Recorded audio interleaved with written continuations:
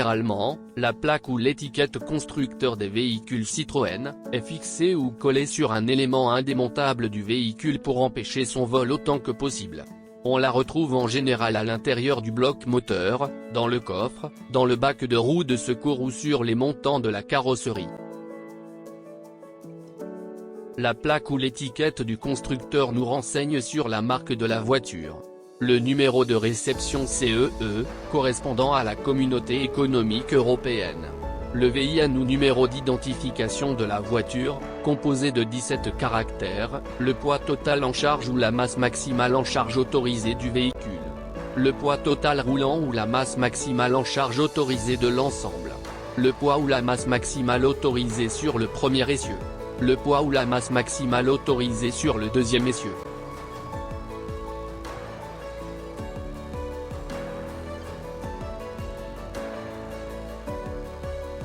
L'homologation d'un véhicule consiste à délivrer la preuve du respect des exigences en fournissant le certificat de conformité européen.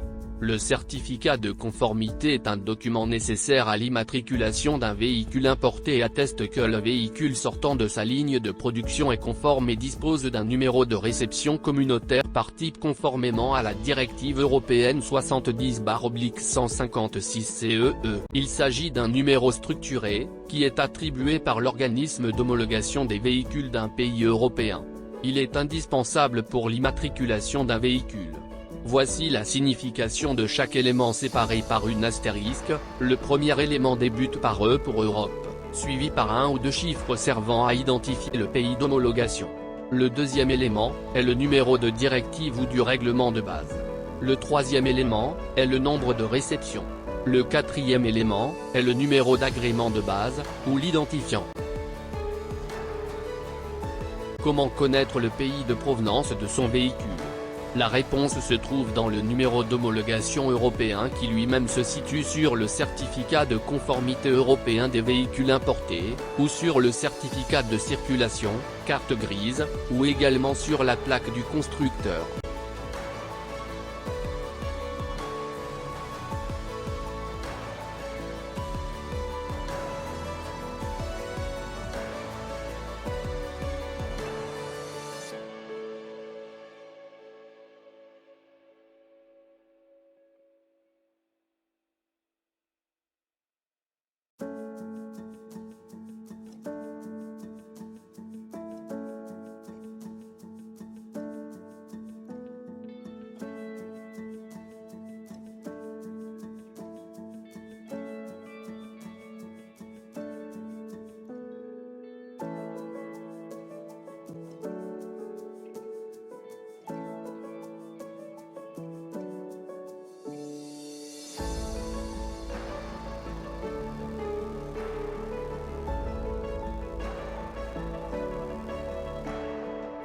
The car's vehicle identification number, VIN. Le numéro d'identification du véhicule appelé numéro de série est un code unique attribué à chaque véhicule lors de sa fabrication, conformément aux normes ISO 3779-2009 et ISO 3780-2009. Ce numéro est composé d'une suite alphanumérique de 17 caractères, il ne peut pas contenir les lettres I, O ou Q afin d'éviter la confusion avec les chiffres 0 et 1. Il permet d'identifier précisément un véhicule. On retrouve le numéro VIN de chaque constructeur inscrit sur la carte grise du véhicule, sur la plaque constructeur, sur le châssis. En complément, le constructeur peut parfaitement inscrire ce numéro derrière le pare-brise, sur les vitres et peut également se retrouver dans l'ordinateur de bord. The World Manufacturer Identifier or WMI code. Les trois premiers caractères du VIN concernent l'identification du constructeur, code WMI. Le premier caractère désigne la zone géographique. Le deuxième caractère désigne le pays à l'intérieur de la zone géographique, et le troisième caractère désigne le constructeur. The Vehicle Descriptor Section or VDS. Du 4e au 9e caractère du numéro VIN désigne le code descripteur VDS. Il sert à décrire les caractéristiques techniques du véhicule, telles que le modèle du véhicule, le type de carrosserie, le type de motorisation et le type de transmission. The Vehicle Identifier Section or VIS. Le 10e au 17e caractère du numéro de châssis VIN désigne le code indicateur VIS. Il permet d'identifier le véhicule en nous renseignant sur toutes les spécifications de construction relatives aux équipements, options et systèmes dont la voiture est équipée, notamment en fournissant son année de production, l'usine de production et son numéro dans la série.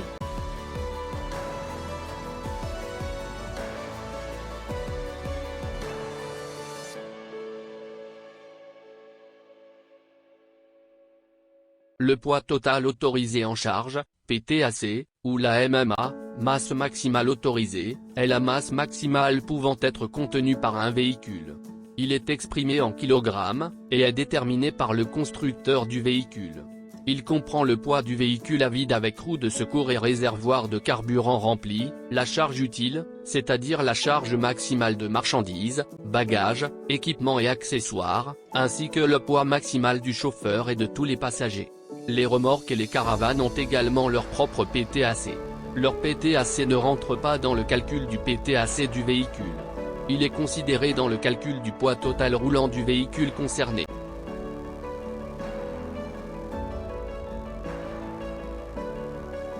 Le poids total roulant autorisé ou PTRA. Gross Combined Weight Rating, GCWR. Le poids total roulant autorisé est exprimé en kilogrammes. Le poids total roulant autorisé ou PTRA correspond à la somme du poids à vide du véhicule, de celui des passagers et des marchandises transportées, et éventuellement de celui de l'attelage. Les poids sur les essieux. La charge par essieu est la charge maximale qui peut être admise sur chaque essieu du véhicule en fonction de ses caractéristiques. Cette charge dépend du poids total du véhicule, du nombre d'essieux, et de la disposition de ceux-ci sur la longueur du véhicule. Les poids sur les essieux. Votre véhicule a une charge maximale admissible par essieu. L'essieu c'est la barre qui tient vos roues ensemble, pour faire simple, elle est indiquée sur le véhicule. Comme vous le voyez ici, l'essieu avant autorise 930 kg et l'arrière 1000 kg. La première fois, on se demande comment on peut arriver à 1930 kg alors que le PTAC est de 1840 kg. C'est qu'il s'agit du poids par essieu, car quand on pèse l'arrière on ne coupe pas le véhicule en deux, il y a donc du poids qui est supporté par les deux essieux à la fois. Dans la prochaine vidéo, on va s'intéresser à la plaque OPR, qui est très importante dans l'identification des véhicules. Cette étiquette se trouve au niveau du montant, en ouvrant la portière côté conducteur.